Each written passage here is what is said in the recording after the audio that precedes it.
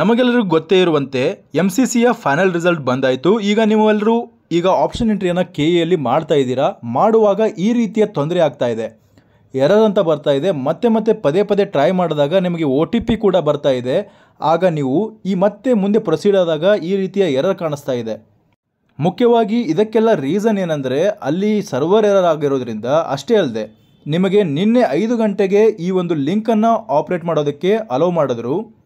KE ಅವರು ಹೇಳಿರೋ ಪ್ರಕಾರ ನಿನ್ನೆ ಮಧ್ಯಾಹ್ನ ಈ ಒಂದು ಲಿಂಕ್ ಓಪನ್ ಆಗಬೇಕಾಗಿತ್ತು, ಬಟ್ ಸಂಜೆ 5 ಗಂಟೆಗೆ ಓಪನ್ ಆಗಿದೆ. ಮತ್ತು ಪ್ರಸನ್ನ ಅವರು ಹೇಳಿರೋ ಪ್ರಕಾರ ಈ ಒಂದು ಫರೂಕ್ ಕಾಲೇಜ್ ಇದೆ ಅಲ್ಲ, ಮೆಡಿಕಲ್ ಕಾಲೇಜು, ಈ ಮೆಡಿಕಲ್ ಕಾಲೇಜ್ನ ಸೀಟ್ ಮ್ಯಾಟ್ರಿಕ್ಸ್ DME ಕಡೆಯಿಂದ ಬರಬೇಕಾಗಿದೆ. ಅದು ನಮಗೆ ನಾಳೆ ಅಷ್ಟರಲ್ಲಿ ಬರುತ್ತೆ ಅಂತ ಆವಾಗ ಹೇಳಿದರು. ಅದು ಇನ್ನೂ ಕೂಡ ಅವರಿಗೆ ಬಂದಿಲ್ಲ ಅಂತ ಅಂದ್ಕೊಳ್ತೇನೆ. ಇಷ್ಟೊತ್ತಿಗೆ ಬಂದಿದ್ದರೆ ಅದು ನಮ್ಮ ಆಪ್ಷನ್ ಎಂಟ್ರಿಯಲ್ಲಿ ಫರೂಕ್ ಕಾಲೇಜ್ ಕಾಣಿಸ್ತಾ ಇತ್ತು. ಆ ಫರೂಕ್ ಕಾಲೇಜನ್ನು ನಾವು ಯಾಡ್ ಮಾಡ್ಕೊಳ್ಳೋದಕ್ಕೆ ಅವಕಾಶವನ್ನು ಕೊಡ್ತಾ ಇದ್ರು. ಈ ಲಿಂಕನ್ನು ಬಿಟ್ಟಿರೋ ಮೇನ್ ರೀಸನ್ನೇ ಏನಂದರೆ ಫರೂಕ್ ಕಾಲೇಜ್ ಯಾಡ್ ಆಗಿರೋದ್ರಿಂದ. ನಿಮಗೆ ಹಳೆಯದಾಗಿರುವಂತಹ ಕಾಲೇಜ್ನಲ್ಲಿ ಸೀಟ್ಗಳ ಸಂಖ್ಯೆ ಜಾಸ್ತಿ ಆಗಿದ್ದರೆ ಈ ಲಿಂಕನ್ನು ಮತ್ತೆ ಬಿಡ್ತಾ ಇರಲಿಲ್ಲ, ಅವರು ರೀರನ್ ಮಾಡಿಕೊಂಡು ಆಪ್ಷನ್ ಎಂಟ್ರಿಯನ್ನು ಮಾಡ್ತಾ ಇದ್ರು. ಬಟ್ ರೀಸನ್ ಏನು? ಈ ಫರೂಕ್ ಕಾಲೇಜ್ ಯಾಡ್ ಆಗಿರೋ ಕಾರಣ ನಿಮಗೆಲ್ರಿಗೂ ಇದಕ್ಕೆ ಹಾಕೊಳ್ಳೋದಕ್ಕೆ ಹಕ್ಕಿರ್ತದೆ. ಆದ್ದರಿಂದ ಈ ಒಂದು ಆಪ್ಷನ್ ಎಂಟ್ರಿಯನ್ನು ಓಪನ್ ಮಾಡಿದ್ರು.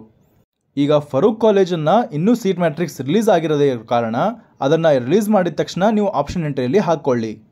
ನಮಗೂ ಕೂಡ ಯಾವುದೇ ಮೂಲಗಳಿಂದ ಮಾಹಿತಿ ದೊರಕಿಲ್ಲ ಈ ಫರೂಕ್ ಕಾಲೇಜ್ ಯಾವಾಗ ಸೀಟ್ ಮ್ಯಾಟ್ರಿಕ್ಸ್ಗೆ ಯಾಡ್ ಆಗ್ತದೆ ಅಂತ. ಫರೂಕ್ ಕಾಲೇಜ್ ಇಷ್ಟೊತ್ತಿಗೆ ಯಾಡ್ ಆಗಿದ್ದರೆ MCCಯ ರಿಸಲ್ಟ್ ಇವತ್ತು ಫೈನಲ್ ರಿಸಲ್ಟ್ ಬಂದಿತ್ತು. ನಮಗೆ ಖಂಡಿತವಾಗಿ ನಾಳೆ ಅಥವಾ ನಾಡಿದ್ರಲ್ಲಿ ರಿಸಲ್ಟ್ ಬರಬೇಕಾಗಿತ್ತು. ಬಟ್ ಇನ್ನೂವರೆಗೂ ಸೀಟ್ ಮ್ಯಾಟ್ರಿಕ್ಸ್ ಬರದೇ ಇರೋ ಕಾರಣ ಇನ್ನೂ ಸ್ವಲ್ಪ ಡಿಲೇ ಆಗಲಿದೆ. ಈ ಒಂದು ಆಪ್ಷನ್ ಎಂಟ್ರಿ ಆಲ್ಟ್ರೇಷನ್ ಲಿಂಕ್ ಬಿಟ್ಟಿದ್ದಾರಲ್ಲ, ಇದು ಇನ್ನೂ ಸ್ವಲ್ಪ ಡಿಲೇ ಮಾಡಲಿದ್ದಾರೆ. ಅಂದರೆ ಈ ಡೇಟನ್ನು ಎಕ್ಸ್ಟೆಂಡ್ ಮಾಡಲಿದ್ದಾರೆ. ನಿಮ್ಮ ಆಪ್ಷನ್ ಎಂಟ್ರಿಯನ್ನು ಅರೇಂಜ್ ಮಾಡ್ಕೊಳ್ಳೋದಕ್ಕೆ, ಆರ್ಡರನ್ನು ರೀಚೇಂಜ್ ಮಾಡ್ಕೊಳ್ಳೋದಕ್ಕೆ, ಡಿಲೀಟ್ ಮಾಡ್ಕೊಳ್ಳೋದಕ್ಕೆ ನಿಮಗೆ ಇನ್ನೂ ಕಾಲಾವಕಾಶವನ್ನು ಕೊಡಲಿದ್ದಾರೆ. ಯಾವಾಗ ಫರೂಕಿಯಾ ಕಾಲೇಜ್ ಸೀಟ್ ಮ್ಯಾಟ್ರಿಕ್ಸಲ್ಲಿ ಯಾಡ್ ಆಗಿ ಆ ಒಂದು ಕಾಲೇಜ್ ಈ ವರ್ಷದಿಂದ ಪರ್ಮಿಷನ್ ದೊರಕಿದೆ ಅಂತ ಪರ್ಮಿಷನ್ ಲೆಟರ್ ಕೂಡ ಅವರು ರಿಲೀಸ್ ಮಾಡ್ತಾರೆ ವೆಬ್ಸೈಟಲ್ಲಿ. ಅದರ ಜೊತೆಗೆ ಆ ಕಾಲೇಜ್ನಲ್ಲಿ ಎಷ್ಟು ಸೀಟ್ಗಳು ಗೌರ್ಮೆಂಟ್ ಕೋಟಾದಲ್ಲಿ ಬರ್ತವೆ, ಎಷ್ಟು ಸೀಟ್ಗಳು ಪ್ರೈವೇಟ್ನಲ್ಲಿ ಬರ್ತವೆ, ಎಷ್ಟು NRI ಮತ್ತು ಎಷ್ಟು ಮ್ಯಾನೇಜ್ಮೆಂಟ್ ಸೀಟ್ಗಳು ಬರ್ತವೆ ಅಂತ ಮೆನ್ಷನ್ ಮಾಡ್ತಾರೆ.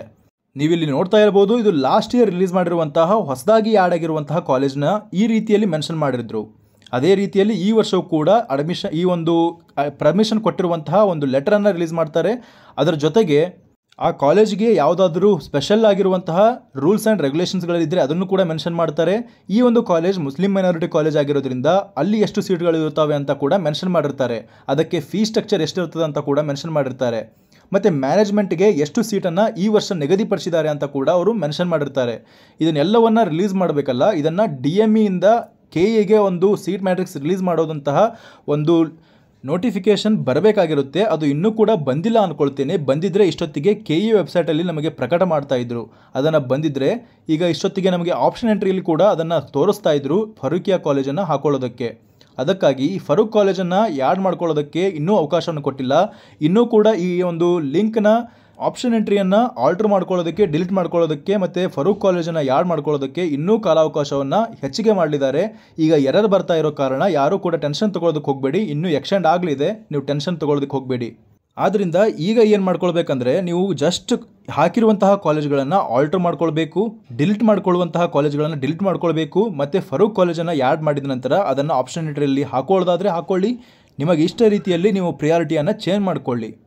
ಮತ್ತು MCCಯಲ್ಲಿ ಯಾರಿಗೆ ಸೀಟ್ ಸಿಕ್ಕಿದೆಯೋ ನೀವು ಈ ಒಂದು ಕರ್ನಾಟಕದ ರಿಸಲ್ಟ್ ಬರುವ ತನಕ ವೇಟ್ ಮಾಡಿ. ಈಗ ಕಂಡೀಷನಲ್ಲಿ ನೀವು ಬೇಗನೆ ಹೋಗಿ ಕಾಲೇಜ್ಗೆ ಅಡ್ಮಿಷನ್ ತೆಗೆದುಕೊಳ್ಳೋದಕ್ಕಿಂತ ಮುಂಚೆ ಕರ್ನಾಟಕದ ರಿಸಲ್ಟನ್ನು ಕೂಡ ನೋಡಿಕೊಳ್ಳಿ. ಎರಡರಲ್ಲಿ ನಿಮಗೆ ಯಾವುದು ಉತ್ತಮ ಅನ್ನಿಸ್ತದೆಯೋ ಅಲ್ಲಿ ಹೋಗಿ ನೀವು ಮುಂದಿನ ಪ್ರೊಸೀಜರನ್ನು ಫಾಲೋ ಮಾಡಿಕೊಳ್ಳಿ.